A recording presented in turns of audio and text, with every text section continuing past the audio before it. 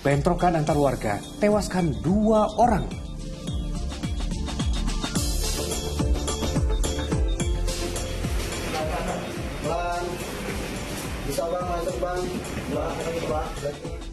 Penyelamatan wanita terjepit pintu lift berlangsung dramatis.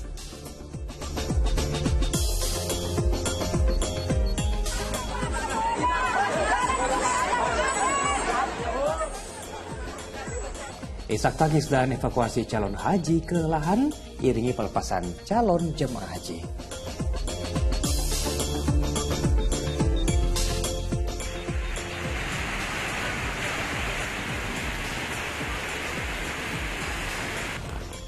Tabrakan mobil pickup dan 3 sepeda motor tewaskan 4 orang warga.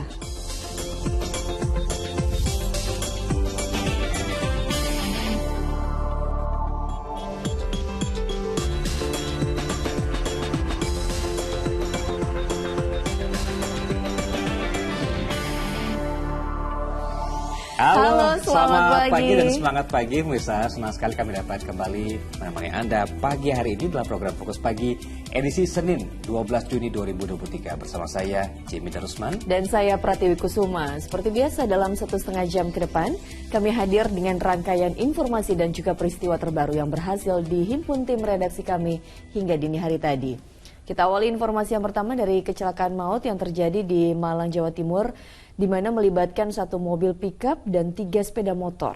Akibatnya 4 orang tewas. Salah satu korban adalah bayi berumur 1 tahun.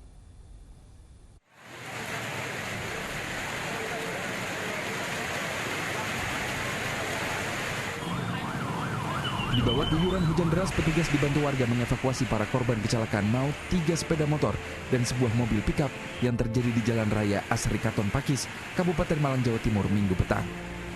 Dalam kejadian itu, 4 pengendara motor tewas di tempat dan 1 orang lainnya mengalami luka berat. Salah satu korban meninggal adalah bayi berusia 1 tahun yang diduga berboncengan dengan orang tuanya yang turut tewas dalam kecelakaan tersebut. Insiden bermula saat sebuah mobil pickup melaju kencang dari arah barat. Diduga as roda pickup patah dan hilang kendali hingga menabrak 3 motor dari arah berlawanan. Posisi dengan hujan yang sangat deras dan kendaraannya terbalik mengarah ke selatan. Lalu di berlawanan arah ini ada 3 kendaraan yang kaget atas adanya Grand Max yang tiba-tiba menyerok ini. Lalu terjadi kecelakaan beruntun. Seluruh jenazah dan korban kritis langsung dievakuasi ke Rumah Sakit Saiful Anwar, Kota Malang. Polisi telah mengamankan pengemudi mobil pickup. Kecelakaan ini kini ditangani Satuan Lalu Lintas Polres Malang. Nur Ramadan melaporkan dari Kabupaten Malang, Jawa Timur. Di informasi lainnya, ada seorang wanita terjepit pintu lift di rumah indekos mewah kawasan Tanah Abang, Jakarta Pusat. Evakuasi korban yang bekerja sebagai pelayan kebersihan di indekos itu berlangsung dramatis. Pelan, bisa bang, masuk bang. Berjibaku, petugas pemadam kebakaran berupaya mengevakuasi Febri Mukti, wanita yang terjepit pintu lift di rumah indekos mewah berlantai 5 di Jalan Kebon Kacang, Tanah Abang, Jakarta Pusat. Proses evakuasi berlangsung dramatis lantaran kaki kiri perempuan 22 tahun itu terjepit lift sehingga menyulitkan petugas damkar. Belum. 1411. Sekira 1,5 jam, korban yang bekerja sebagai pelayan kebersihan atau cleaning service di indekos itu akhirnya berhasil dikeluarkan dari lift.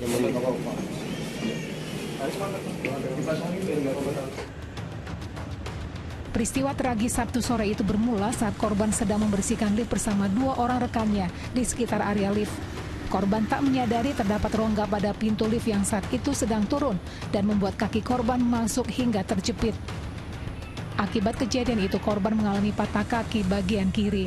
Sempat naik turun lift itu akhirnya dimatikan karena kaki si Febri ini sudah kegencet. Dengan kita evakuasi ternyata kakinya patah yang sebelah kiri paha. Usai evakuasi, korban langsung dibawa ke rumah sakit terdekat untuk menjalani perawatan medis. Don Vito Samarta melaporkan dari Jakarta. Pemirsa, puluhan emak-emak dan tokoh agama menggerebek sebuah rumah yang diduga sebagai tempat judi di Deli Serdang, Sumatera Utara. Dari dalam rumah ditemukan 2 unit mesin judi ketangkasan tembak ikan, maksud kami.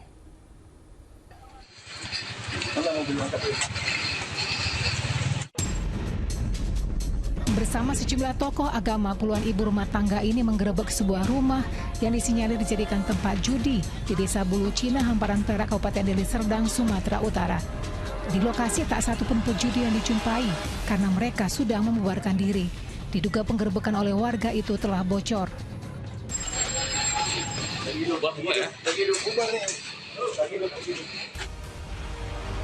Aksi spontan ini dilakukan lantaran mak-mak resah akan maraknya praktik judi ketangkasan tembak ikan di lingkungan mereka.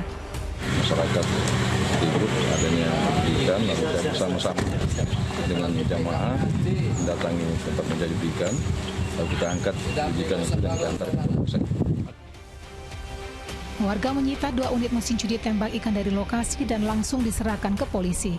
Muhammad Hamdani melaporkan dari Kabupaten Deli Serdang, Sumatera Utara. Kita menuju ke ibu kota, puluhan rumah di permukiman padat penduduk di kawasan Pademangan Barat, Jakarta Utara terbakar. Sementara 2 rumah di Kemayoran, Jakarta Pusat juga terbakar. Diduga api berasal dari korsleting listrik.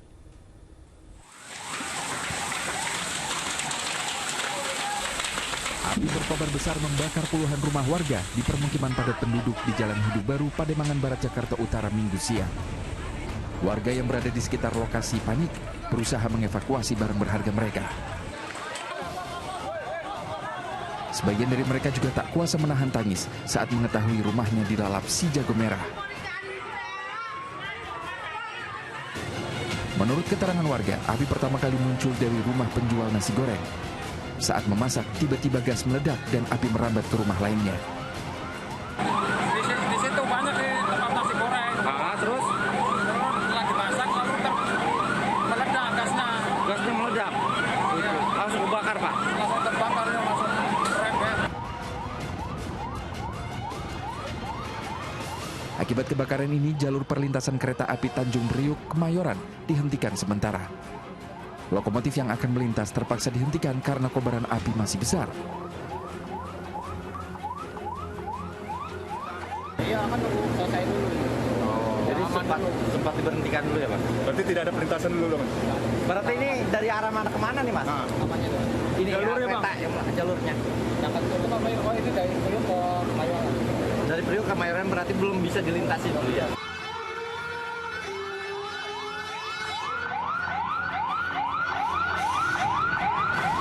Masih dari ibu kota, kebakaran juga terjadi di pemukiman padat penduduk di Jalan Casa, kawasan Kebon Kosong, Kemayoran, Jakarta Pusat, Minggu siang.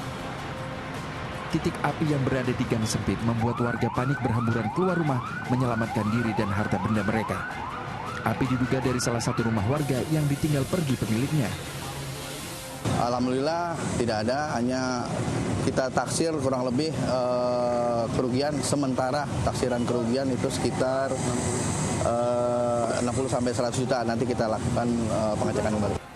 Api akhirnya berhasil dipadamkan setengah jam kemudian setelah 7 unit mobil damkar dikerahkan. Diduga kebakaran yang menghanguskan 2 rumah itu berasal dari korsleting listrik. Tim Liputan melaporkan.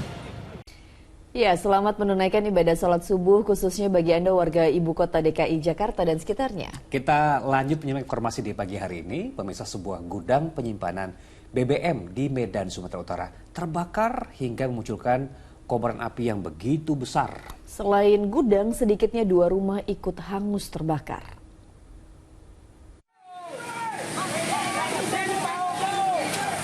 Begitu api muncul, warga langsung berjibaku mencoba memadamkan api dengan peralatan seadanya. Namun api terus membesar dan meluas.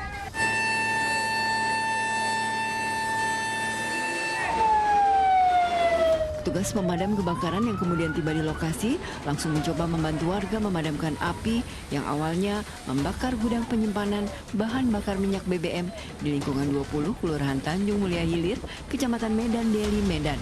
Petugas bahkan menyisir parit penuh minyak solar yang menjadi rambatan api.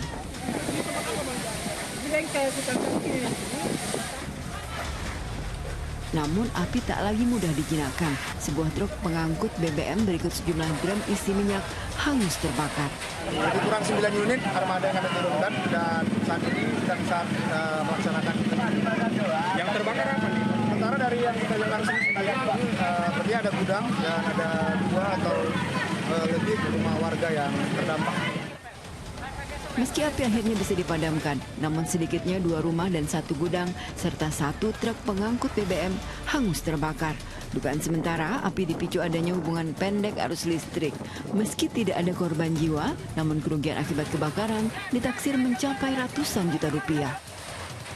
Muhammad Hamdani melaporkan dari Medan, Sumatera Utara. Berangkat melaut saat cuaca buruk, 7 orang nelayan di pantai Buk-Buk, Karangasem, Bali digulung ombak tinggi. 6 orang nelayan berhasil menyelamatkan diri, sementara 1 lainnya dinyatakan hilang.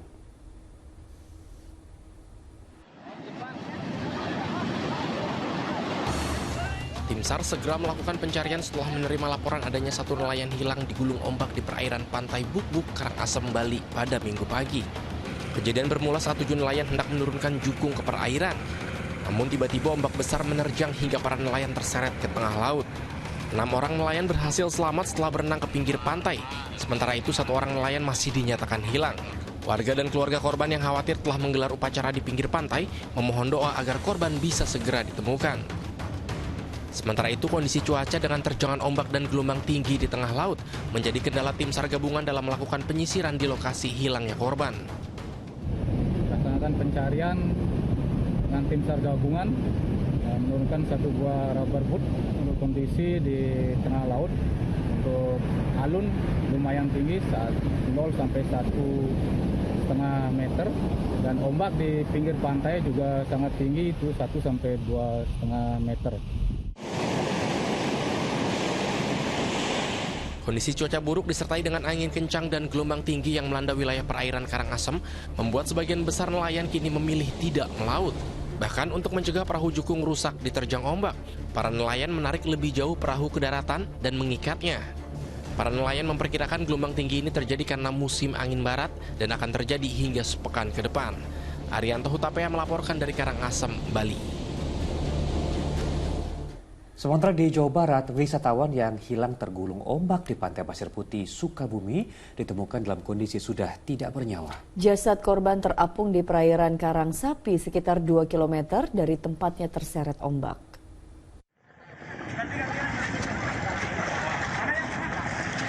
Proses evakuasi nelayan ke laut. Setelah dinyatakan hilang sejak Sabtu, 1 dari 4 wisatawan yang tergulung ombak di Pantai Pasir Putih, Kecamatan Ciracap, Kabupaten Sukabumi, ditemukan dalam kondisi tak bernyawa Minggu pagi. Berkat informasi yang didapat tim SAR gabungan dari nelayan setempat, korban Ramiko 27 tahun ditemukan. Orangnya suruh minggir, jangan ada yang foto yang lain. Sebelumnya upaya pencarian korban dilakukan sejak Sabtu petang dengan membagi ke dalam 2 tim untuk penyisiran di darat dan di laut. Jenazah korban akhirnya ditemukan mengambang di perairan Karangsapi sekitar 2 km dari titik tempatnya tergulung ombak. Dan bersyukur pada pukul 6.15 korban atas nama Ramiko 27 tahun alamat di Pesanggerahan Jakarta Selatan berhasil ditemukan dan dievakuasi pada pukul 7.45 ke rumah sakit dengan menggunakan ambulan. Insiden maut ini berawal saat 4 wisatawan berenang di Pantai Pasir Putih, Ciracap, Kabupaten Sukabumi, Sabtu lalu. Keempatnya lalu terseret ombak sekitar pukul 5:30 petang. 3 orang berhasil selamat, namun seorang lagi atas nama Ramiko 27 tahun hilang tergulung ombak. Asep Didi melaporkan dari Kabupaten Sukabumi, Jawa Barat. Diduga lepas dari pengawasan orang tua, seorang bocah di Mamasa, Sulawesi Barat tenggelam terseret arus di lokasi wisata air terjun. Orang tua korban histeris saat jasad anaknya ditemukan di dasar sungai.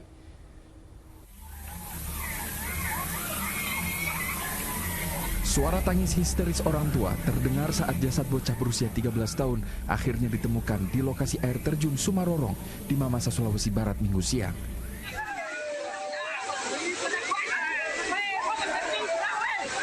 Bocah bernama Dewa ini meninggal dunia usai tenggelam dan terseret arus di lokasi air terjun. Awalnya korban bersama orang tua dan teman-temannya berwisata di sekitaran air terjun. Namun saat sedang mandi, korban yang tak bisa berenang diduga terpeleset dan tenggelam. Melakukan evakuasi selama kurang lebih 1 jam. Saya langsung pimpin untuk pencarian itu menyelam ke dasar telaga di sana. Usai dievakuasi, jasad langsung dibawa ke rumah duka di desa Rantai Kamase untuk selanjutnya dimakamkan oleh pihak keluarga. Edi Junaidi melaporkan dari Mamasa, Sulawesi Barat. Pemerintah daerah Nabire bersama TNI Polri dan para tokoh berusaha mendamaikan 2 kelompok warga bertikai di Nabire, Papua Tengah. Dalam perseteruan itu, kedua pihak saling serang dengan anak panah serta senjata tajam lainnya. Akibatnya 2 orang meninggal dunia, sementara belasan rumah hangus terbakar.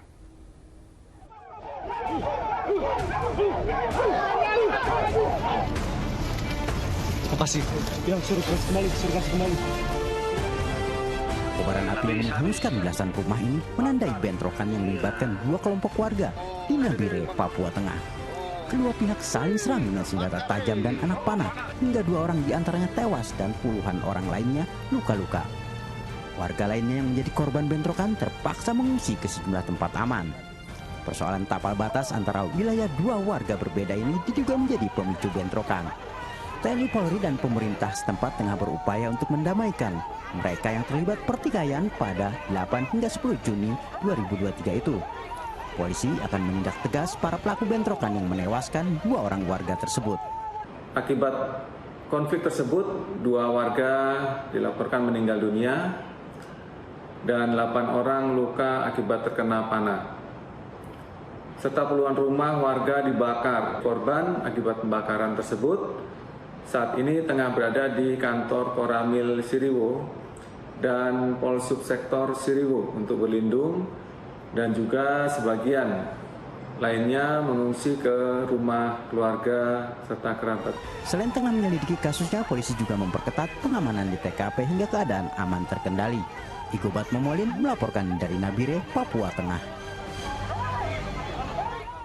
Baik, berikutnya kita beralih ke informasi ibadah haji, di mana sebagian besar jemaah calon haji di Madinah, Arab Saudi sudah diberangkatkan menuju ke Mekah. Ya, dalam perjalanan jemaah lanjut usia diimbau untuk tidak turun bus saat ambil mikot di Masjid Bir Ali. Hal ini dilakukan agar para jemaah menjaga stamina jelang puncak ibadah haji.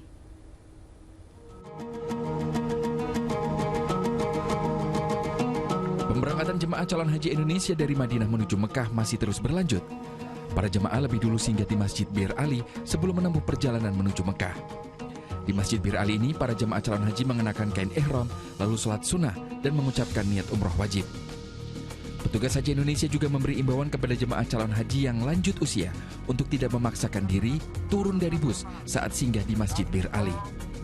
Ini dilakukan agar para jemaah lanjut usia dapat menjaga stamina saat puncak ibadah haji nanti. Kami selalu menghimbau untuk para jemaah, apakah di sektor-sektor itu diberi mitigasi supaya mereka ini tidak harus turun atau dari sunnah kemudian dia berpikir karena ini wajib jadi dia harus melaksanakan. Tetapi kami selalu menghimbau agar jemaah ini selalu berada di bis pada saat mereka datang ke Bir Ali, berniat ihramnya, berniat umrohnya sebelum menuju ke Mekah. Masih ada sekitar 35.000 jemaah di Madinah yang menunggu giliran diberangkatkan menuju Mekah. Proses pemberangkatan jemaah haji Indonesia dari Madinah menuju Mekah akan terus berlanjut hingga 16 Juni nanti. Bahkan para jemaah haji Indonesia yang tertahan karena sakit dan harus menjalani rawat inap di Madinah juga akan dievakuasi hingga 16 Juni nanti. Dari Madinah, Arab Saudi, Anton Bahtiar Rifai melaporkan. Nah, ini terkait kulinernya Jem di sana. Di Arab ya? Di Arab. Jadi bakso di Madinah ini ternyata menjadi menu yang istimewa yang mengalahkan menu dari 80 negara. Jadi tak heran jika jemaah calon haji juga memburunya dan pendapatan penjual bakso pun mencapai 100 juta rupiah per hari. Wow.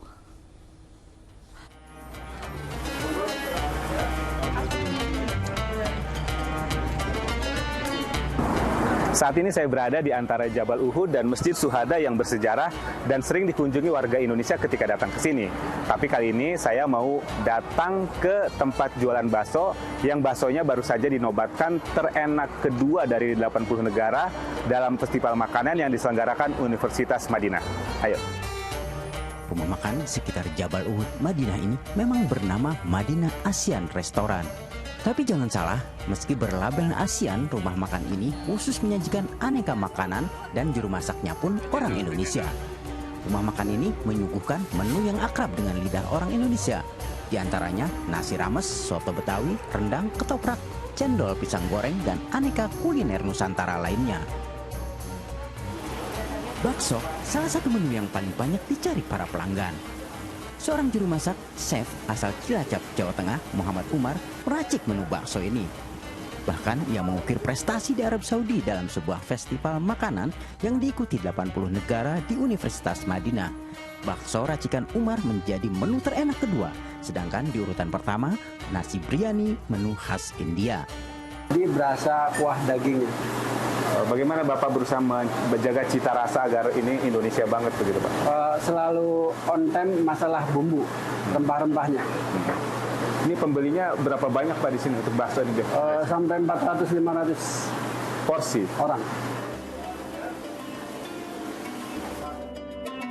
Suasana temaram jelang malam berdekatan dengan Bukit Jabal Uhud menjadi pelengkap kenikmatan saat menyantap bakso ini.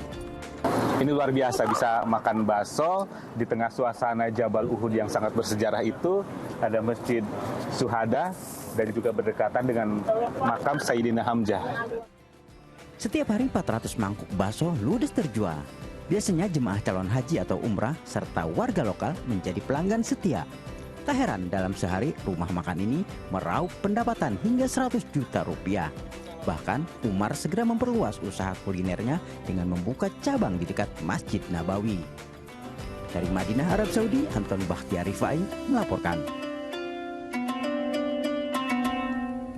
Wow, menarik sekali ya bisnisnya. Kalau kita kembali ke tanah air nih, Tiwi dan juga pemirsa, ratusan calon jemaah haji asal kota Bau-Bau, Sulawesi Tenggara mulai berangkat ke embarkasi Makassar dan akan dilanjutkan penerbangan ke Tanah Suci pada tanggal 13 Juni mendatang. Ya, sementara isak tangis keluarga dan juga evakuasi seorang jemaah kelelahan ke rumah sakit mewarnai pelepasan calon haji kloter 3 asal Kabupaten Lombok Barat, Nusa Tenggara Barat.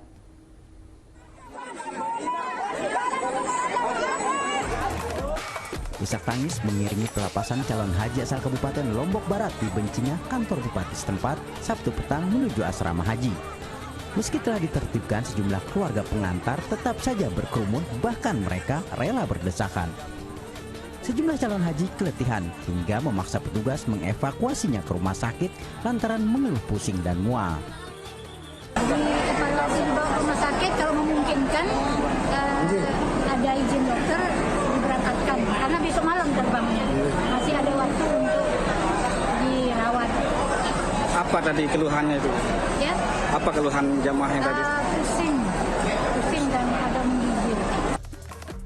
Begitupun dengan 165 calon jemaah haji asal kota Bau-Bau, Sulawesi Tenggara juga berangkat ke embarkasi Makassar, Sulawesi Selatan melalui Bandara Beto Ambari. Seluruh calon haji ini akan melanjutkan perjalanan ke Tanah Suci pada 13 Juni dan tergabung di kloter 28. Pada hari ini jemaah calon haji kota Bau-Bau mulai diberangkatkan menuju embarkasi Makassar. Insyaallah nanti pada tanggal 13 jam 05.15 mereka akan siap diberangkatkan ke Mekah melalui bandara Jeddah. Sementara dari total 1.713 calon jemaah haji, kuota tambahan wilayah Jawa Timur 35% diantaranya belum lunas biaya haji. Pihak Kanwil Kementerian Agama memberikan batas waktu pelunasan biaya haji sampai dengan Senin sore. Tim Liputan melaporkan. Dan pemirsa, menjelang Hari Raya Idul Adha, harga sapi terus meningkat. Seperti hukum ekonomi ya. Makin tinggi permintaan, makin tinggi harga biasanya. Betul. Nah, ini di Tasikmalaya, Jawa Barat, Jan. Walaupun begitu, harganya meningkat, tapi juga permintaan tetap tinggi karena tetap diburu sama pembeli gitu ya.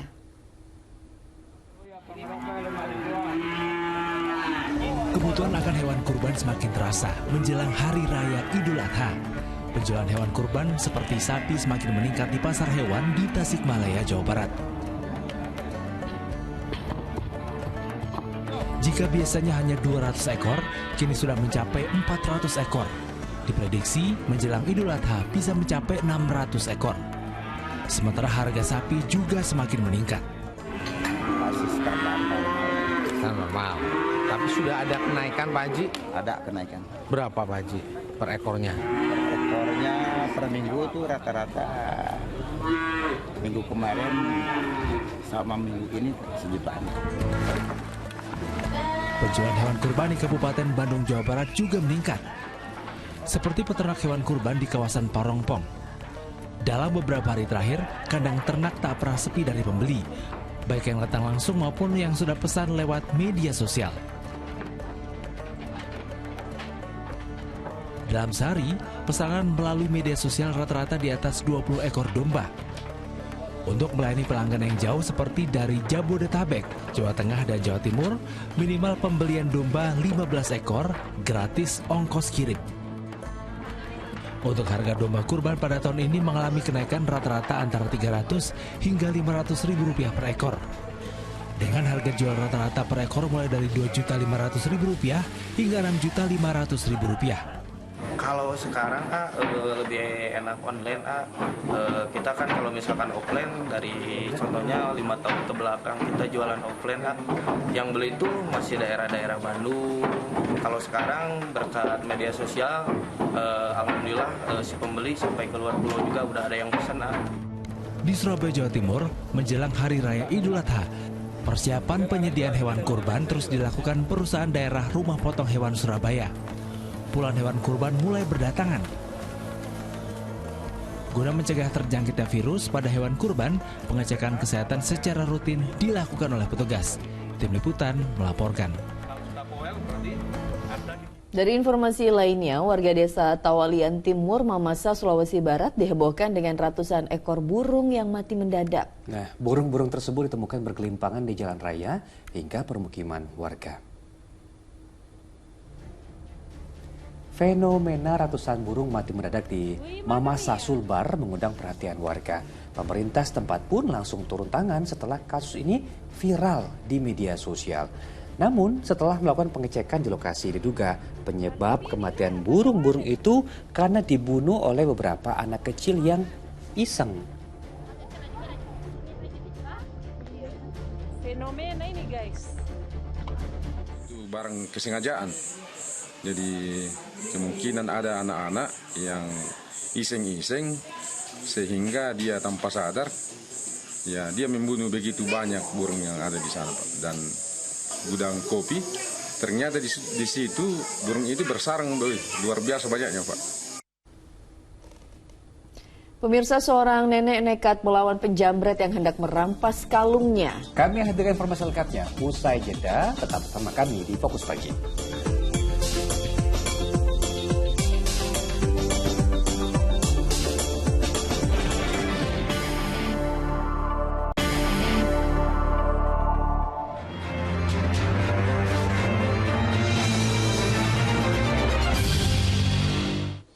Anda kembali di Fokus Pagi bersama saya, Jamie Darusman. Pemirsa, sedang asik bermain ponsel bersama temannya di Tangerang Selatan, Banten. Seorang bocah jadi korban penjamretan. Sementara di Jawa Timur, pemirsa, seorang nenek di Jember nekat melawan penjamret yang hendak merampas kalungnya.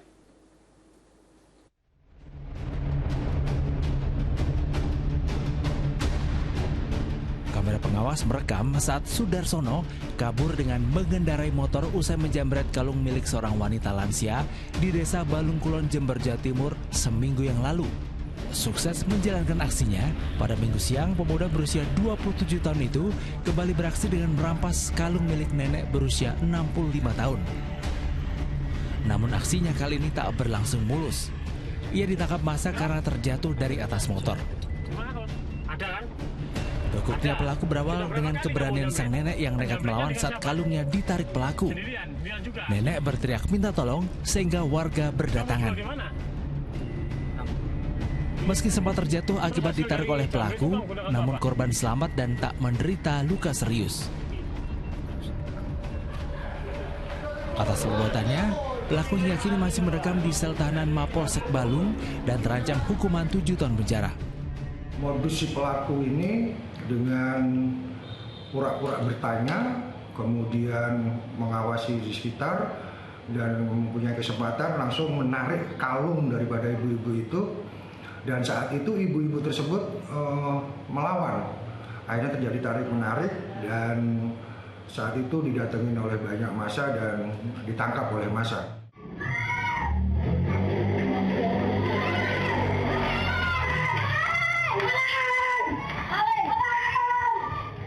Sedang asik bermain ponsel bersama teman-temannya di Jalan Bulak Indah, Tangerang Selatan, Banten, seorang bocah menjadi korban penjambretan. Pelaku berusaha kabur, korban langsung berlari mengejar pelaku sambil berteriak meminta pertolongan. Namun penjambret berhasil melarikan diri. Kejarannya jauh sampai di Bulak Indah, satu sana Pak. Bisa 500 hampir 1 kilo itu dikejarnya dari sini. Oh, cuma pelaku berhasil lolos Pak ya? Lolos karena yang ngejar anak-anak. Sebenarnya anak-anak itu kan larinya lebih kencang. Cuman kan tidak ada orang-orang yang dewasa. Kalau ada orang dewasa mungkin dihalangin itu motor. Usai kejadian, unit reskrim dari Polsek Pondok Aren sudah mendatangi lokasi kejadian, melakukan pemeriksaan terhadap sejumlah saksi mata dan rekaman kamera pengawas. Tim Liputan melaporkan. Jenazah korban penusukan oleh oknum TNI di Jalan Keramat Raya Senen, Jakarta, tiba di rumah duka di Kabupaten Landak, Kalimantan Barat. Suasana duka menyelimuti rumah korban hingga pemakaman jenazah. Dengan ambulans, jenazah David tiba di rumah duka di kampung halamannya di Desa Pawis, Kabupaten Landak, Kalimantan Barat, Minggu pagi. Duka dan isak tangis keluarga pun menyertai kedatangan hingga pemakaman jenazah korban penusukan oknum TNI di kawasan Senen, Jakarta Pusat ini. Korban ini merupakan warga asli Kabupaten Landak dan pergi merantau ke Jakarta untuk mendapatkan penghidupan yang lebih layak. Kami sangat menyesalkan terjadinya peristiwa ini, apalagi dilakukan oleh oknum TNI. Namun demikian, kami memahami TNI memiliki mekanisme tersendiri terkait dengan penanganan kasus serupa. Kamis lalu seorang pria tewas bersimbah darah dengan luka tusukan senjata tajam dan tergeletak di trotoar di Jalan Keramat Raya, Senen, Jakarta Pusat. Korban sebelumnya terlibat kejar-kejaran sepeda motor dengan oknum anggota TNI, kemudian mereka adu jotos hingga berakhir penusukan. Dede Iskandar melaporkan dari Landak, Kalimantan Barat. Lain lagi di Karimun, Kepulauan Riau, di mana seorang pria nekat menusuk mantan istrinya serta seorang pria. Penganiayaan tersebut latar belakangi masalah rebutan hak asuh anak.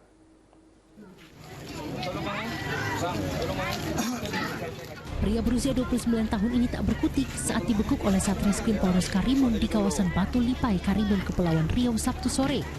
Pelaku berinisial S ditangkap lantaran menganiaya seorang wanita yang merupakan mantan istrinya dan juga seorang pria dengan senjata tajam. Peristiwa itu terjadi saat pelaku mendatangi rumah mantan istrinya untuk meminta hak asuh anak. Korban P tak mengizinkan anaknya dibawa mantan suaminya sehingga terjadi keributan. Kesal tak diberikan izin, tersangka lalu menusuk ibu dari anaknya itu di bagian dada. Tak sampai di situ, pria yang bekerja sebagai buruh lepas itu juga menusuk calon suami baru korban yang hendak melerai pertikaian. Pelaku S mendatangi rumah mantan istrinya untuk meminta agar anak mereka dibawa oleh lelaki S. Akan tetapi terjadi cekcok, kemudian spontan lelaki S mengeluarkan senjata tajam dan melakukan penusukan terhadap istrinya. Kedua korban lalu dibawa ke RSUD Muhammad Sani untuk mendapatkan perawatan. Atas perbuatannya, tersangka dijerat pasal tentang penganiayaan dengan ancaman hukuman maksimal 5 tahun penjara. Aulia Ihsan melaporkan dari Karimun, Kepulauan Riau. Kita bergeser ke Sumatera Selatan. Ada seorang wanita di Kabupaten Oku, Ogan Komering Ulu, yang ditemukan bersimbah darah dengan sejumlah luka tusuk di bagian tubuh. Diduga korban dibunuh oleh suaminya yang kini diburu oleh polisi.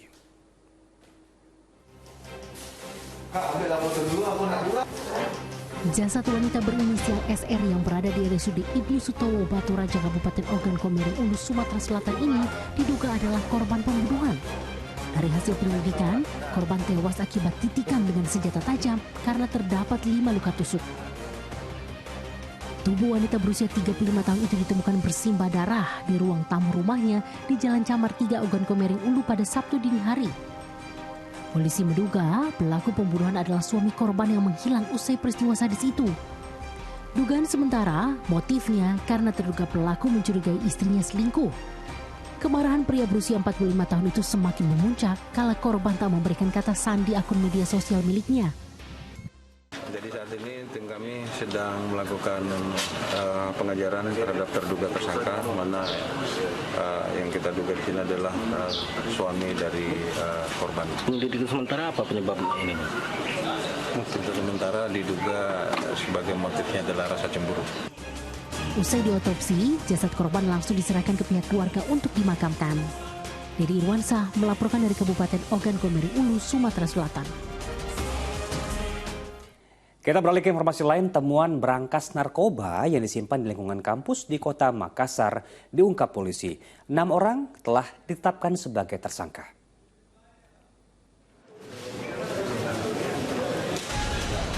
Polisian daerah Sulawesi Selatan menetapkan 6 orang tersangka dalam kasus penemuan berangkas narkoba di lingkungan kampus Universitas Negeri Makassar. 6 tersangka ditangkap di 4 lokasi berbeda. Sementara itu berangkas narkoba yang ditemukan polisi di dalam kampus juga telah diamankan. Berangkas dengan panjang 35 cm ini ditanam di bawah tanah, lalu dipasang teralis besi, gilas, dan kemudian ditutup dengan tegel sehingga tersamarkan.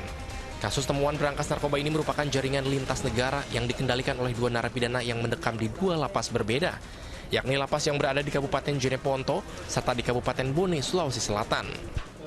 Ada jejak digital, ada jejak jaringan, dan kita sudah analisa beberapa barang bukti dia dapatkan, ya, khususnya jaringan dari Malaysia. Luar negeri. Ya. Dan masuknya dari sana. Makanya kita akan intensifkan beberapa pengungkapan sebelumnya yang bertitik singgung dengan peredaran narkoba di lingkungan kampus atau lembaga pendidikan lainnya. Dalam kasus berangkas narkoba ini, polisi juga menyita sejumlah barang bukti berupa 4 unit ponsel, 7 saset sabu, 6 saset ekstasi dengan berat 2,4 gram, hingga ganja 4 linting seberat 3,1 gram.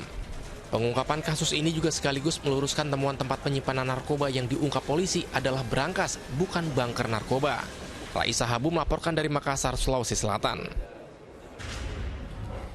Tim Perintis Presisi Polres Jakarta Selatan berhasil mengamankan sejumlah pemuda yang diduga terlibat dalam aksi tawuran. Saat diringkus bersama mereka disita sejumlah celurit panjang.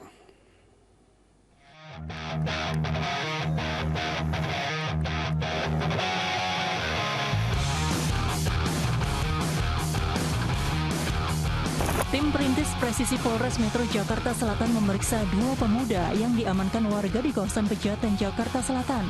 Dari tangan mereka disita celurit panjang yang diduga akan digunakan untuk berkelahi. Ini yang bawa ini siapa nih? Itu yang ini siapa? Orang yang kabur, Pak. Hah? Ini kamu? Saya. Iya, Pak. Iya, ngaku aja, jujur. Kedua pemuda menyangkal terlibat aksi tawuran. Namun tiba-tiba seorang polisi mengenali sosok pemuda tersebut. Terungkap pemuda itu sebelumnya pernah berurusan dengan polisi terkait kasus tawuran. Oh, lu lagi. Udah Pak yang di Andara, Pak. Iya, lu. Jangan ketawa. Tajam lagi, Pak. Tajam lagi, Pak. Yang gua tabrak. Makin kayak gini udah berapa lama? Baru tahun ini, Pak. Jujur, baru tahun ini. Baru tahun ini udah berapa kali? Udah berapa kali? Pokoknya sih itu pokoknya. Jujur. Ketangkep, pokoknya saya ketangkep sama yang bapak tadi. Berarti udah? Di Januari. Berarti udah lebih dari sekali ya? Iya, Pak. Ya. Sama ini 2 kali. Ya, kamu tahu nggak? Kenapa kamu lakukan seperti itu? Bawa sajam, apa untungnya? Katanya. Nggak ada untungnya, Pak. Kendati berdalih hanya ikut-ikutan temannya, namun saat digeledah selain senjata tajam, pemuda itu sudah membawa azimat yang dipercaya dapat melindungi pemiliknya dari ancaman bahaya. Selain ditemukan adanya alat bukti berupa celurit, para remaja tanggung ini juga membawa sejumlah jimat yang akan digunakan mereka untuk tawuran. Nah, saat ini polisi juga tengah mengamankan sejumlah alat bukti yang dibawa oleh para pelaku tawuran ini. Tak jauh dari tempat tersebut, 3 pemuda lain yang kedapatan melakukan aksi tawuran juga telah diamankan warga. Aksi tawuran para pemuda itu membuat warga resah karena dapat membahayakan keselamatan. Salah seorang ibu korban yang anaknya terluka karena diserang terduga pelaku datang ke tempat penangkapan langsung meluapkan rasa kesalnya.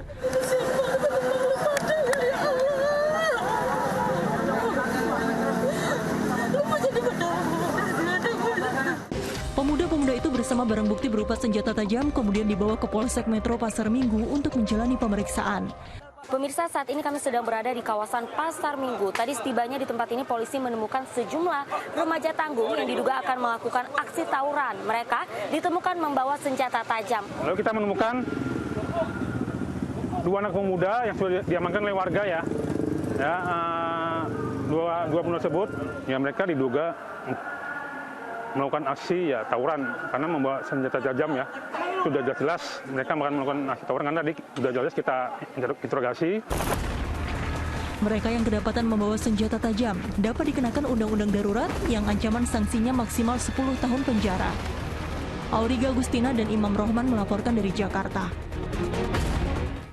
Pemirsa, diduga karena minum air dari botol milik tetangga, seorang anak balita positif narkoba. Fokus Pagi segera kembali.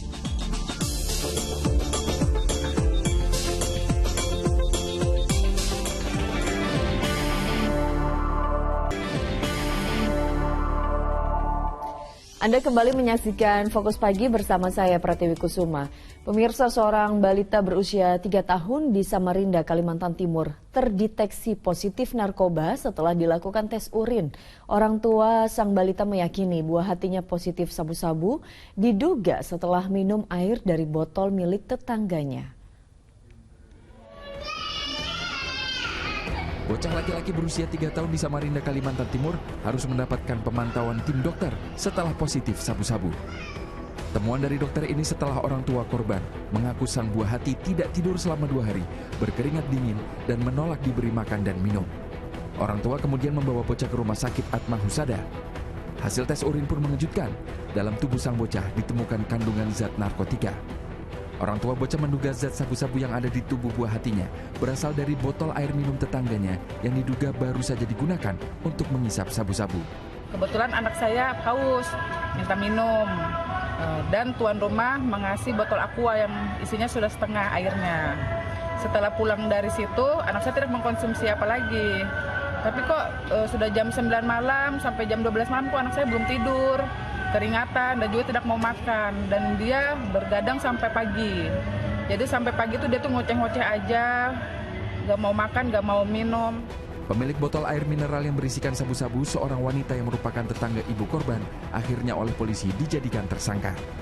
Dari keterangan para saksi yang kami periksa, memang botol minuman yang diberikan kepada ibu korban yang diserahkan kepada anaknya untuk diminum, itu memang bekas dari dipakai oleh pelaku dan rekannya untuk memakai sebagai alat hisap sabu pada saat malam hari. Statusnya kita telah tersangka 1 orang tersangka dan masih kita kembangkan lagi untuk pemeriksaan yang lain. Polisi kini masih mendalami perkara ini untuk mencari kemungkinan tersangka lain yang diduga terlibat. Amir Hamzah melaporkan dari Samarinda, Kalimantan Timur.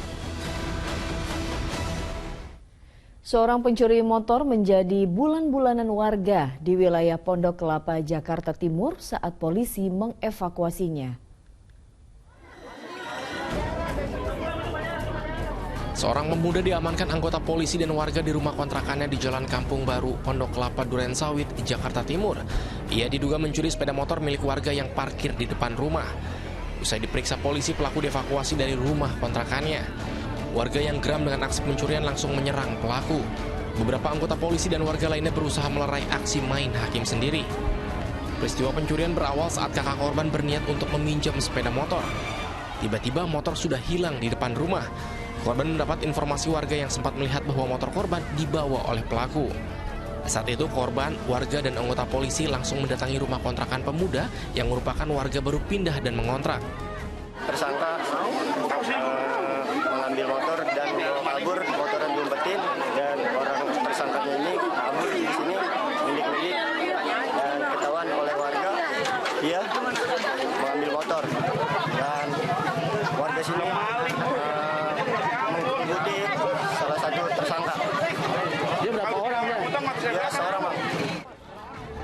Warga sekitar merusak sepeda motor milik pelaku yang berada di rumah kontrakannya.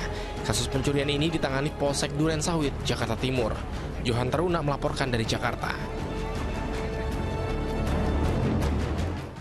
Di informasi berikutnya, sebuah minibus terbakar saat parkir di tepi Jalan Raya Sraten, Banyuwangi, Jawa Timur hingga membuat warga panik. Mobil kebakaran di Sraten ini, kobong. Video amatir warga merekam saat api berkobar hebat membakar minibus yang berada di tepi Jalan Raya Sraten, Kecamatan Cluring, Banyuwangi pada Minggu siang. Besarnya api yang membakar kendaraan sempat membuat panik warga sekitar. Banyak pengendara yang memilih tak melanjutkan perjalanan karena takut terkena sambaran api.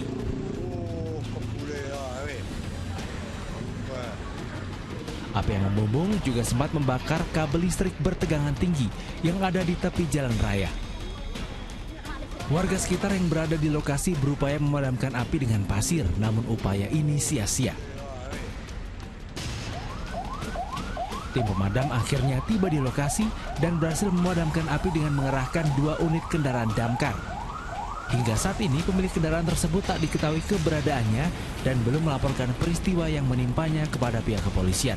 Nah, herannya pemilik mobilnya sampai saat ini belum ada di tempat gitu loh. Begitu terjadi kebakaran, pemilik mobilnya pulang. Mungkin ketakutan atau gimana. Nah, ini yang terjadi di Desa Sraten.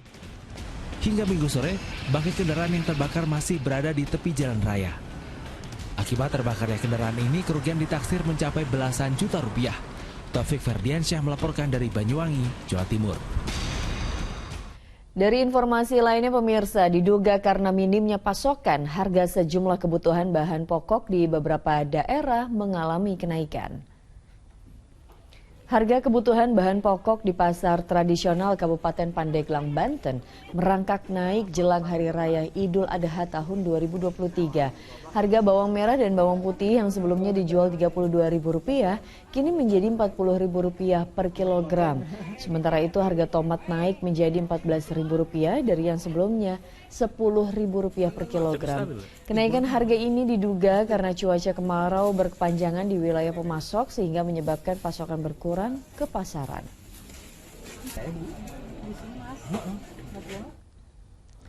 Sementara di Merauke, Papua Selatan sudah hampir sebulan keberadaan beras di pasaran terus mengalami kenaikan.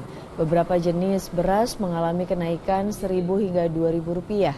Seperti beras Membramo yang biasa dijual Rp11.000 kini naik menjadi Rp12.500 per kilogram. Kenaikan harga beras ini diduga karena petani gagal panen dampak cuaca buruk.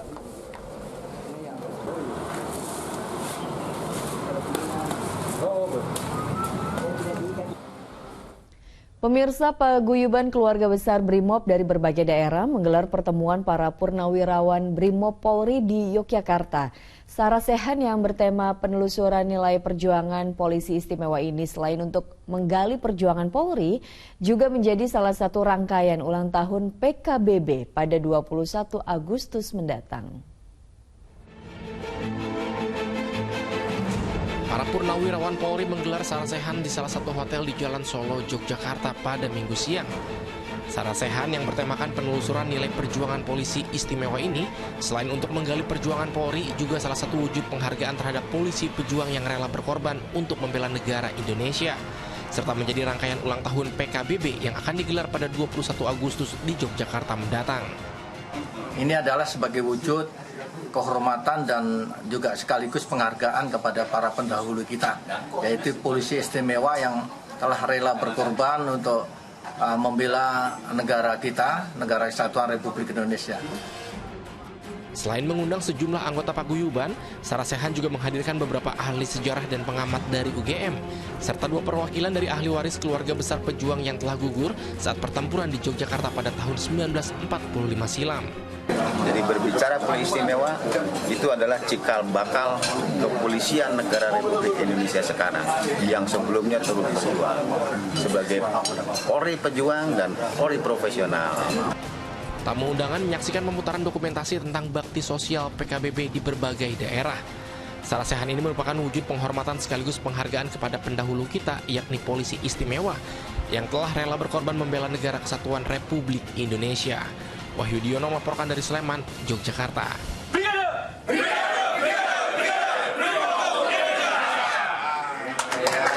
Kita beralih ke informasi lain, lebih dari 7.000 pelari berpartisipasi dalam acara Lazada Run pada Minggu pagi. Ribuan pelari dari dalam dan luar negeri ini ikut dalam 3 kategori, yaitu half marathon, 10 km, dan 5 km.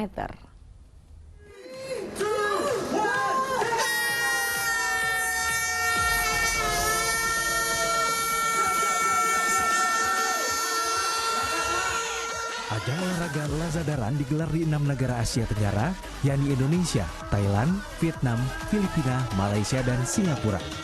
Di Indonesia, Lazada Run berlangsung pada hari Minggu 11 Juni 2023.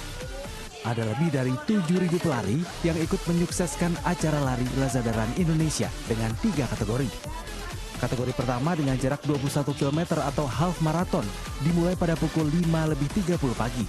Lalu disusul dengan kategori 10 km dan yang terakhir 5 km. Tujuan Lazada Run jadi ini sejalan dengan keinginan kita bahwa selain menyediakan platform belanja online yang terpercaya, kami juga ingin menambahkan sesuatu ke dalam hidup konsumen. Nah, kali ini tambah ke troli, tambah sehat ke hidupmu. Jadi itu yang pertama, kita ingin mengajak konsumen Indonesia memiliki pola hidup sehat karena kami percaya Lazada menambahkan sehat ke dalam hidup. Kemudian yang kedua, ini juga sejalan dengan misi Kemenparekraf di mana kita ingin mendukung menjadi bagian dari program sports tourism di Indonesia.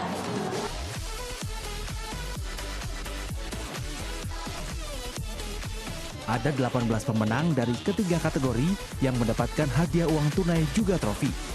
6 orang pemenang dari 2 kategori, yaitu 21 km dan 10 km, akan diberangkatkan ke Singapura bersama 2 ambasador Lazada Indonesia, yaitu Ibnu Jamil dan Soraya Larasati untuk acara puncak Lazada Run pada Juli mendatang.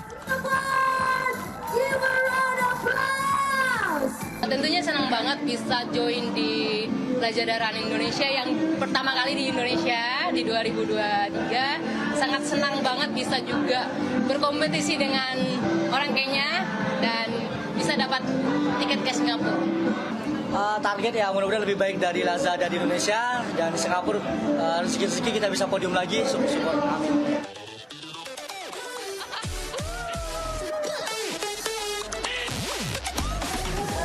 Ada juga area Kids Test Run yang diperuntukkan bagi anak-anak yang datang dan memeriahkan acara Lazada Run Indonesia. Penampilan Project Pop menjadi acara hiburan dan juga penutup Lazada Run Indonesia 2023. Agisa Febila dan Didi Effendi melaporkan dari Tangerang, Banten. Pemukau panggung America's Got Talent Putri Aryani sambangi sekolahnya di Yogyakarta. Kita simak informasi selengkapnya usai jeda.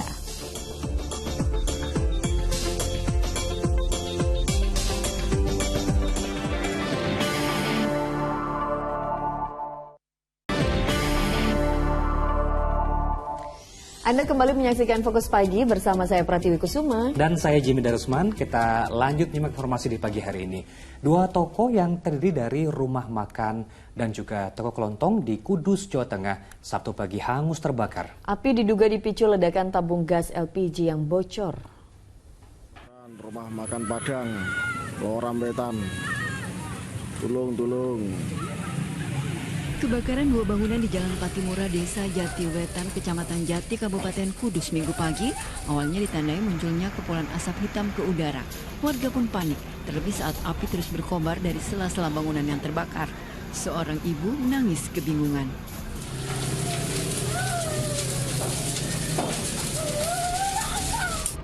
Kebakaran didahului terdengarnya suara ledakan cukup kuat dari arah bangunan rumah makan Padang. Mendengar suara ledakan keras sekali itu ledakannya. Sampai 2 kali tiba-tiba muncul api. Nah dari situ mulai panik orang-orang itu. Orang panik, bantu sebisanya pakai solar itu. Yang lain memang telepon sana sini untuk diundang ke Padang. Api diduga dipicu adanya ledakan tabung gas LPG yang bocor.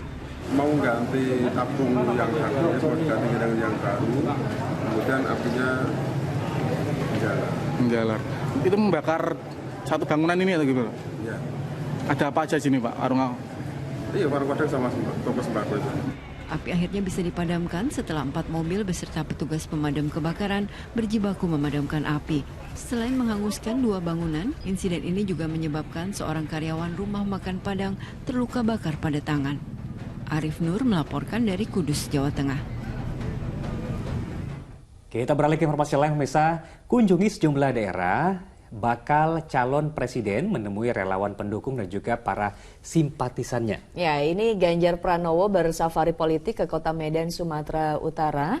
Sementara Anies Baswedan bersilaturahmi bersama dengan ratusan kader Partai Keadilan Sejahtera (PKS) di Gor Pajajaran, Kota Bogor, Jawa Barat. Bakal calon presiden Koalisi Perubahan Anies Baswedan minggu siang menghadiri halal bihalal bersama ratusan kader Partai Keadilan Sejahtera (PKS) di Gor Pajajaran, Kota Bogor, Jawa Barat. Dalam sambutannya, Anies berbicara tentang tujuan pemilu yang memilih pemimpin 5 tahun ke depan dan bukanlah menengok 5 tahun atau 10 tahun terakhir. Anies juga menyinggung soal keadilan mulai dari pertumbuhan ekonomi, penanganan kemiskinan, serta ketersediaan lapangan pekerjaan yang harusnya dirasakan masyarakat.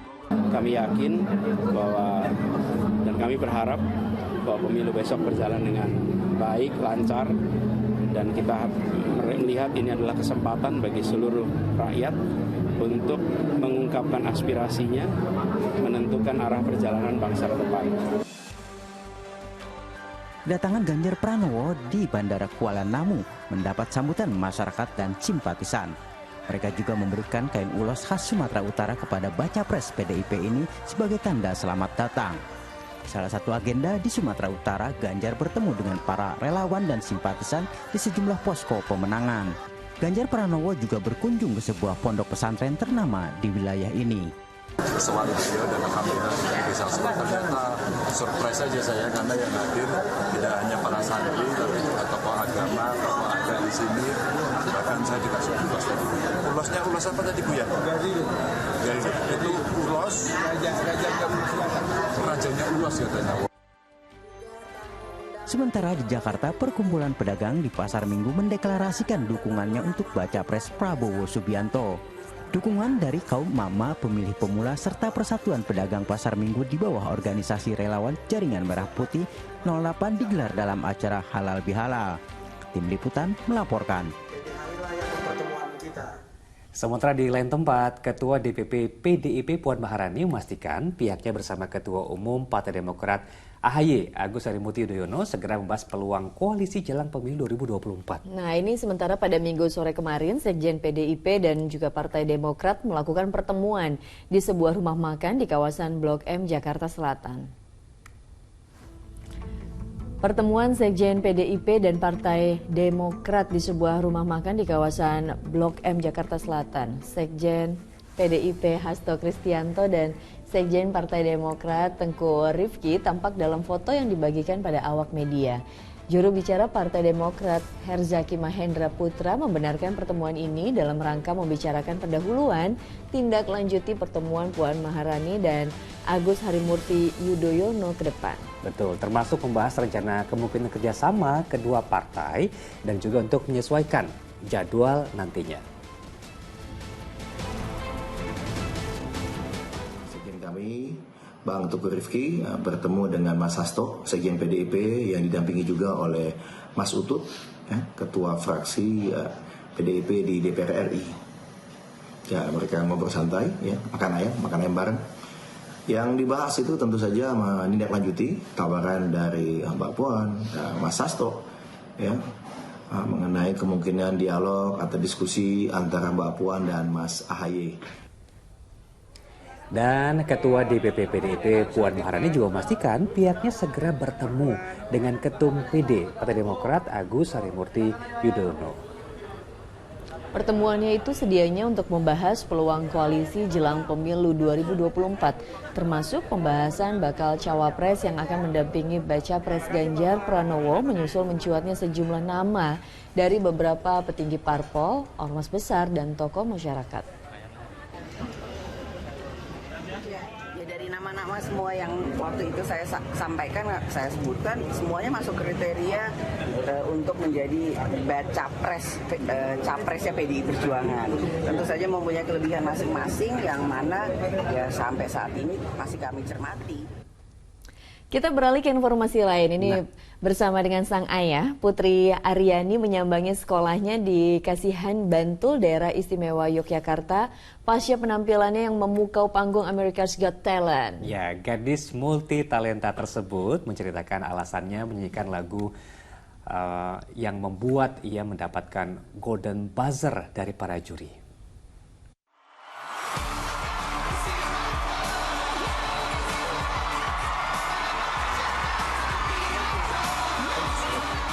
Kedatangan Putri Aryani peraih Golden Buzzer di ajang America's Got Talent di Sekolah Menengah Musik atau SMK Negeri 2 Kasihan, Bantul, Yogyakarta pada Minggu pagi langsung disambut hangat pihak sekolah.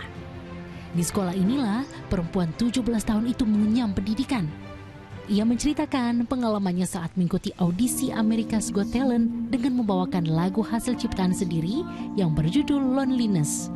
Ya, jadi loneliness itu waktu itu Putri sempat ngerasa bersalah sama diri Putri sendiri karena Putri sempat ngedown gitu karena orang yang underestimate Putri, katanya Putri gak bisa bikin lagu sendiri, tapi Putri pengen membuktikan kepada mereka semua kalau Putri was wrong dan Putri bisa.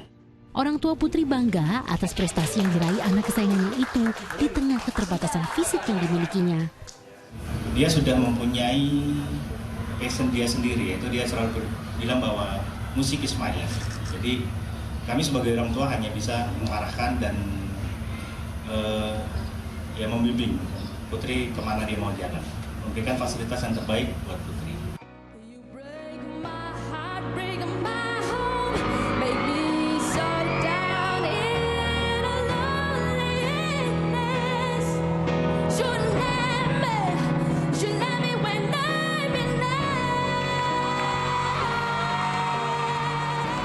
Putri Aryani, penyanyi berbakat asal Indonesia itu menyedot perhatian publik setelah mendapatkan Golden Buzzer dari Dewan Juri dalam babak penyisihan America's Got Talent pada 6 Juni lalu.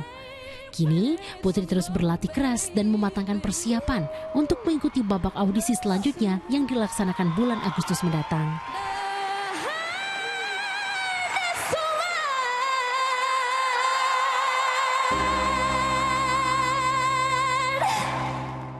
Masud Falavi melaporkan dari Bantul, Yogyakarta.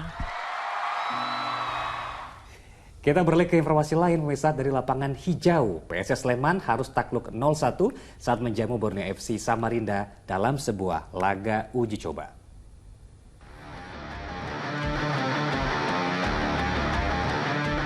PSS Sleman menjalani laga uji coba menghadapi Borneo FC Samarinda di Stadion Maguwo Harjo Sleman pada Minggu sore. Bermain di rumah sendiri, tim Elang Jawa langsung menciptakan peluang ketika laga berjalan 27 menit. Rivaldo Totfere melepaskan sepakan melambung yang masih mampu digagalkan kiper Nadeo Argawinata. Tim tamu akhirnya memecah kebuntuan jelang paruh pertama berakhir. Adalah Leo Lelis yang berhasil mencatatkan namanya di papan skor usai tandukannya menembus gawang tuan rumah. Tak ingin malu di kandang sendiri, PSS meningkatkan intensitas serangan. Namun berbagai peluang yang dihasilkan gagal berbuah gol. Peluang emas juga didapat Pesut Etam untuk menambah keunggulan, namun tendangan Ahmad Nur Hadianto masih melambung. Skor 1-0 untuk keunggulan Borneo FC bertahan hingga akhir laga. Jelang laga FIFA Matchday, rombongan pemain dan juga ofisial timnas Palestina tiba di Bandara Soekarno-Hatta, Tangerang, Banten. Kedatangan mereka ini mendapat sambutan meriah ratusan pecinta sepak bola tanah air. Para pemain dan ofisial timnas Palestina ini tiba di tanah air melalui terminal kedatangan 3 Bandara Internasional Soekarno-Hatta, Tangerang, Banten, Sabtu malam. Ada 23 pemain Palestina yang akan melakukan laga persahabatan dengan timnas Indonesia Rabu mendatang di Gelora Bung Tomo, Surabaya. Hadapi timnas Indonesia, tim berjuluk The Vedayan tidak menurunkan skuad terbaik dan tim senior mereka karena kedua pemain sedang cedera. Kedatangannya ke Indonesia, para pemain Palestina disambut Duta Besar Palestina untuk Indonesia Zuhair Atsun. Dirinya mengungkapkan apresiasinya kepada Erick Thohir selaku Ketua Umum PSSI serta pemerintah Indonesia.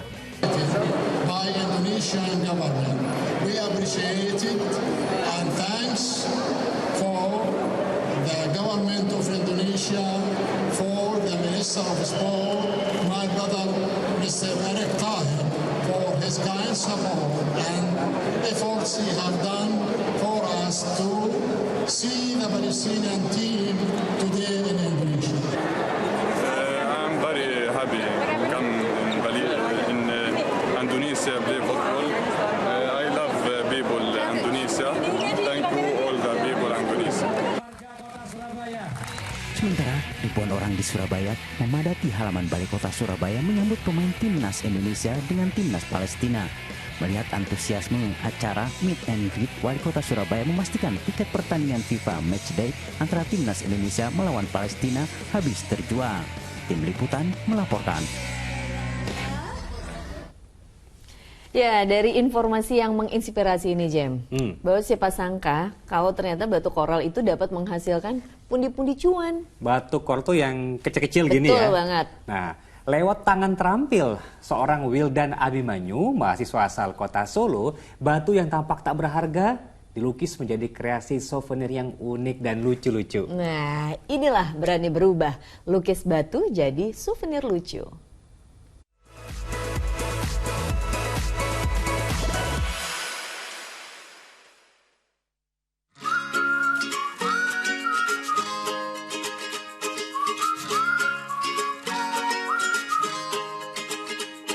Ini lukis batu itu saya mendapat ide dari sosial media. Saya mau lihat lukis batu, kemudian saya nyoba niru gitu, Mas. Niru lukis di batu. Saya menemukan batu di jalan, lalu saya lukis dengan karakter kartun. Kemudian kok bagus itu. Lalu saya nyoba bikin lagi, bikin yang banyak. Lalu berkepikiran untuk dijual.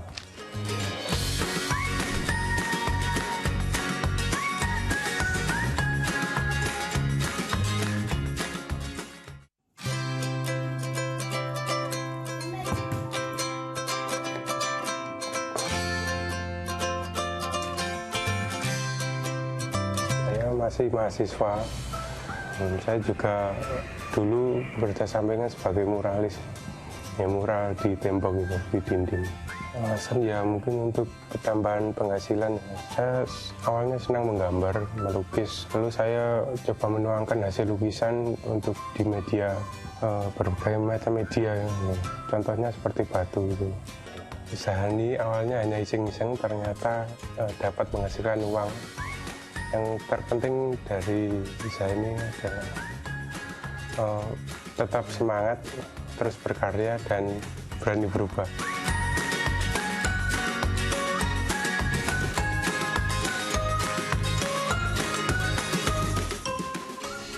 Hebat banget ya. Keren. Dan laporan inspiratif tadi sekaligus menutup jumpa kita dalam Fokus Pagi edisi hari ini. Usai Fokus Pagi, jangan lewatkan untuk menyaksikan program Magic 5. Mewakili tim redaksi dan kerabat kerja yang bertugas, saya Pratiwi Kusuma. Dan saya Jimmy Darusman, kami berdua pamit undur diri. Selamat pagi, selamat memulai aktivitas Anda. Dan sampai jumpa.